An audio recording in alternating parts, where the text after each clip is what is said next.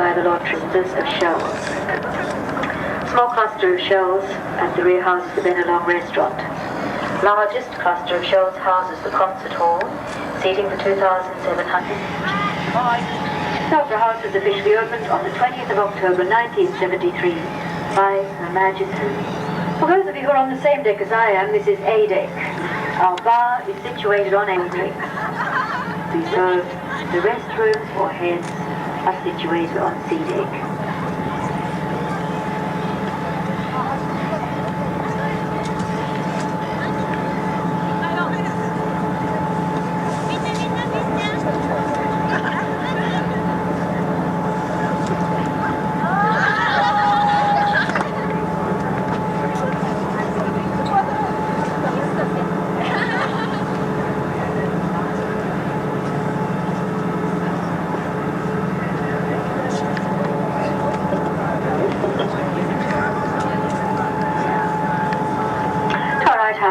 Peeping out from behind the trees, you see a beautiful old sandstone castle-like building. This is Government House. It is the residence of the Governor of New South Wales, Sir James Rowland. When members of the royal family visit Sydney, this is where they stay.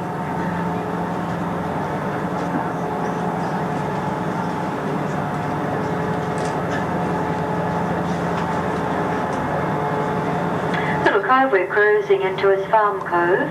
It was here that we had our first experimental farm. Farm was of 8.5 acres, soil was sandy, farm was a dismal failure, and for a number of years the colony was close to starving. I find that difficult to imagine. Our beautiful Royal Botanic Gardens surround Farm Cove, and if you have time to stroll through the gardens whilst you're in Sydney, find them absolutely superb.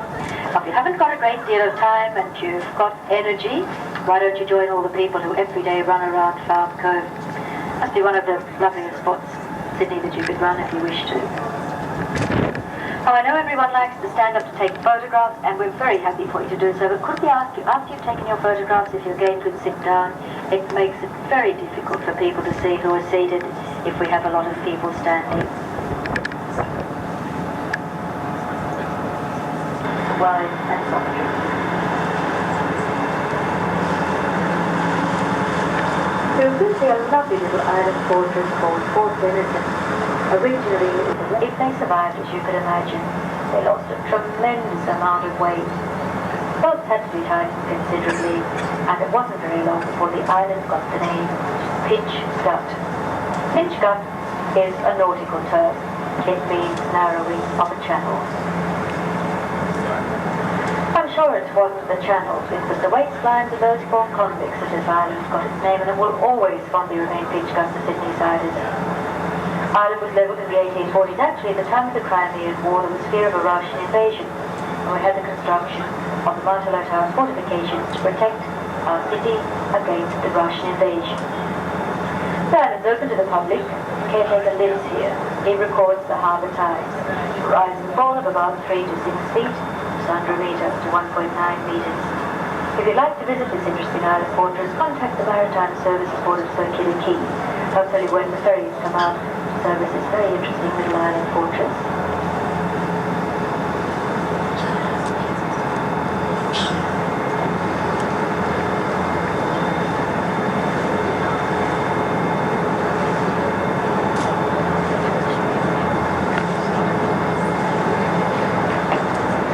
Luncheon is now being served on B deck. Those of you who are holding green luncheon tickets, if you'd like to take your green ticket down, hand it in. We give you your plate and your cutlery. Help yourself to the delicious smorgasbord luncheon. If you'd like to bring your plate back up onto A deck, that's perfectly all right to do so. That's our right-hand side, peeping out from behind the trees. Here, Lloyd Sandstone's house is Admiralty House. Admiralty House once housed visiting for the Governor-General of Australia, Sir Ninian Stephen. Governor General is the Queen's representative here in Australia. Flags flying at Admiralty House today, so I presume our Governor General, Sir Ninian Stephen, is in residence today. Ferry from number 6 jetty, take a train across the bridge Presentation, Northern Point, a 5-minute walk down We've got a train passing over here on the bridge in question. If anyone would like to cross over the bridge by train, it is the North Shore Line crosses over the Harbour Bridge.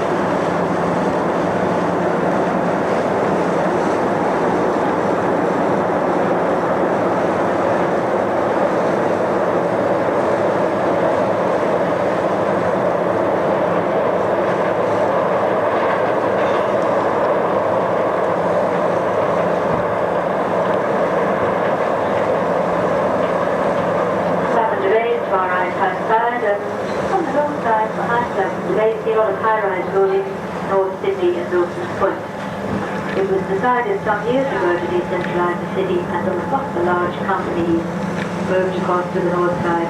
Unfortunately, I think their parking problems are probably very similar to what they left behind in the city.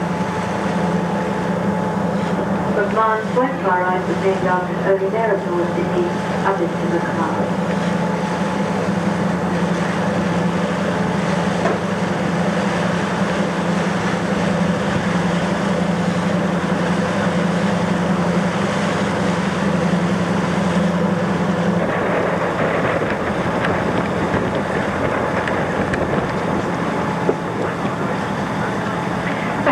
Across to our left-hand side, both sides, you can see tied up there. I think they're all waiting to be sold. I know the Iron Duke is, and it's a ship that's used for roll-on, roll-off shipping.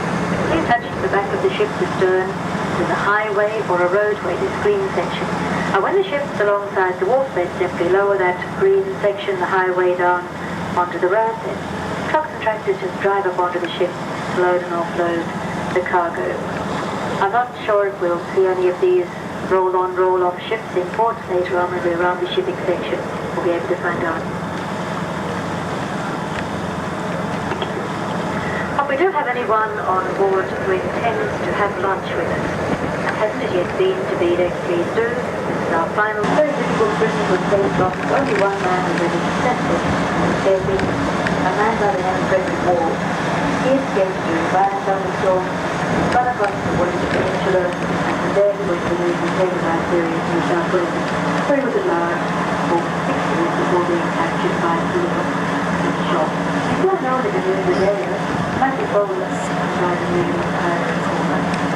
Called Thunderbolt Rock, Frederick Ward was known as Thunderbolt Bushmeat.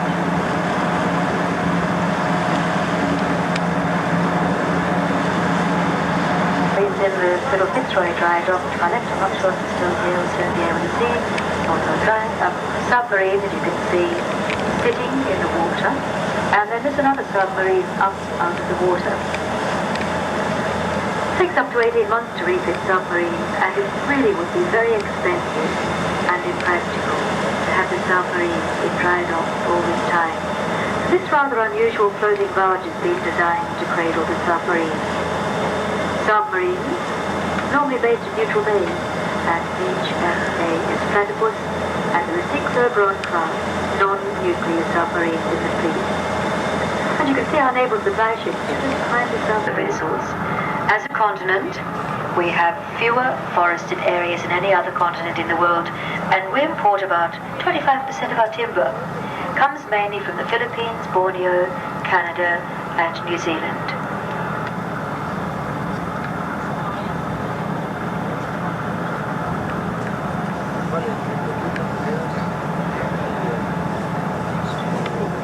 It would have been rather a hazardous trip for ships going back to England empty, so they would come along to a point like this where they'd tie up and send the crew ashore to cut huge slabs of sandstone to act as suitable ballast for the return trip to England.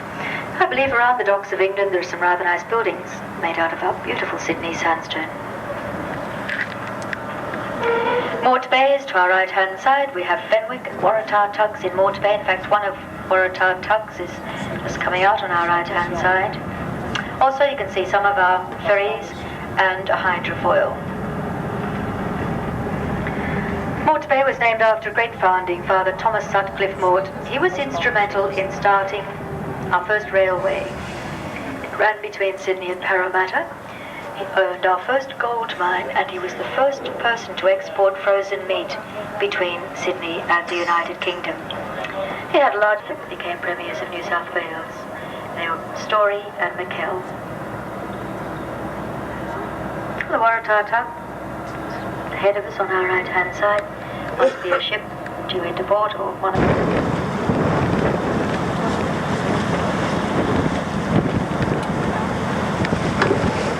We have Balmain to our right-hand side, named after Dr. William Balmain, 500 acres of land here, but I don't think Dr. Balmain was at all impressed with his 500 acres. Apparently, he sold the lot for a few shillings and a keg of rum. Imagine what 500 acres would be worth here today. Prices at Balmain, I'm sure, would be very similar to those at Birchgrove. And we do have an interesting mixture of people living at Balmain. We've got families who've lived here for generations. There's a large floating student population, and over the past few years, a tremendous number of professional people have moved into the Balmain area from the buses up to the shopping centre.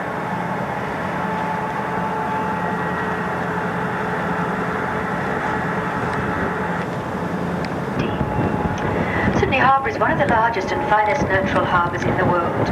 We have 152 miles of foreshores, 250 kilometres.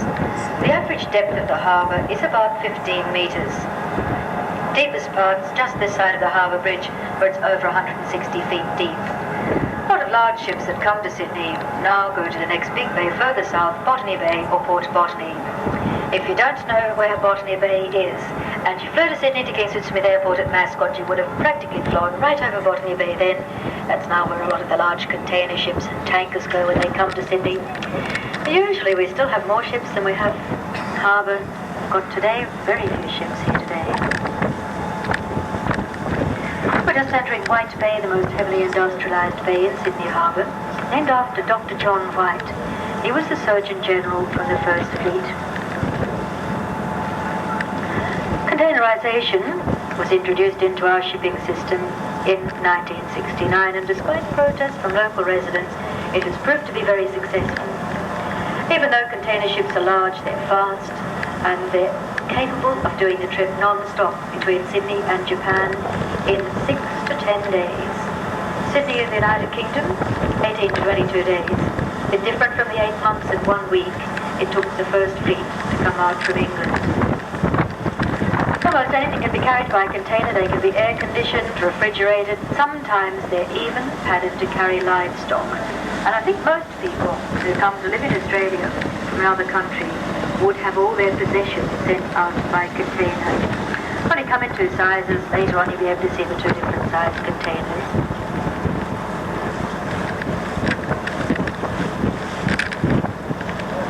Raw cane sugar is brought down from the north for its final refining process here in Sydney.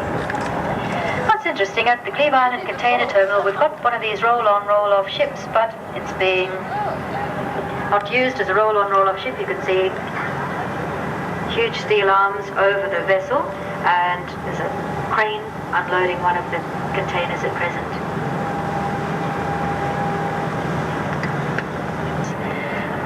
Looks a little like a big brown pole with a gold drum sitting up on top. The vertical shaft of the tower was built upwards in sections. Turret was pushed up by hydraulic jacks to keep up the pace. In the turret are 2 revolving restaurants, 2 observation floors, and 3 floors of machinery. The view from the top is absolutely splendid. I do hope by now a lot of you have already visited the tower. If you haven't, I hope everyone intends to visit the tower. You just get the most wonderful view of the city.